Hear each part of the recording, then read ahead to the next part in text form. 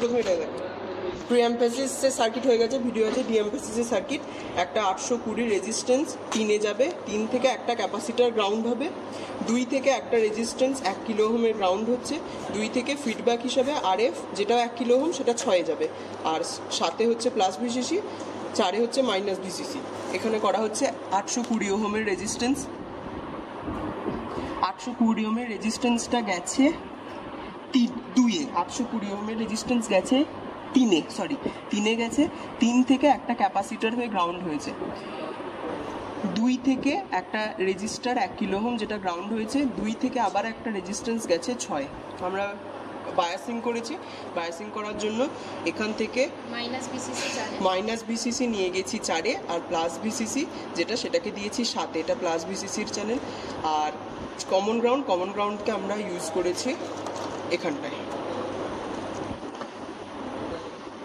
এরপর করতে হবে, এরপর আমরা এখান থেকে ফ্রিকোয়েন্সি জেনারেটর থেকে একটা চ্যানেল, ফ্রিকোয়েন্সি জেনারেটর থেকে আমরা দেবো ইনপুটে মানে এই রেজিস্ট্যান্সের একটা ঘরে দিয়ে দিলাম, আর যেটা গ্রাউন্ডটাকে আমরা কমন গ্রাউন্ডের সঙ্গে ডাইরেক্ট কানেক্ট করে দিচ্ছি, কানেক্ট করলাম।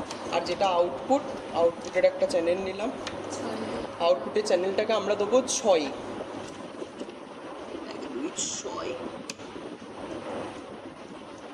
ভেঙে গেছে গো, না ভ্যালু আসতেও পারে। আর এটাকে গ্রাউন্ড করে দিলাম। এরপর বায়াসিং করার জন্য জাস্ট এটাকে অন করব, অন করে এই সুইচটাকে অন করে দিলে বায়াস হলো। এবার এখানে চলে যেতে মেজার F3 5.96 ভোল্ট, যখন আমরা 100 হার্জ রেখেছি, 100 হার্জটাকে এবার বাড়াচ্ছি। তুই এখানে একটা কথা বলার আছে, এটা প্রথমে বলে দিয়েছিলি না, লাস্টে বলে দেবো।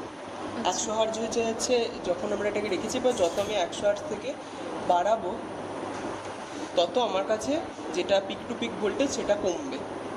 100-র পর যদি আমি 300 করি, 300-র পর কমলো, 400 করলে আবার একটু কমলো, 500 করলে কমছে, 2000-এ দেয় ডাইরেক্ট আমি যদি 2000 দিই, 2000-এ 3.96 মানে এটা কমছে। এটা ব্যাপারটা কী হয়, এটা হচ্ছে ডিএমফেসিসের সার্কিট। ডিএমফেসিসের ক্ষেত্রে যখন ফ্রিকোয়েন্সিটা লো থাকে তখন তার ক্ষেত্রে গেনটা আমরা কী থাকে, গেমটা অনেকটা বেশি থাকে, বেশি থাকে। যত ফ্রিকোয়েন্সিটা বাড়ছে তত আমাদের কাছে গেমটা নেগেটিভে যাচ্ছে, মানে গেনটা কমছে। এটা হচ্ছে ডিএমফেসিস circuit. Well, thank you guys, subscribe to my channel. Okay.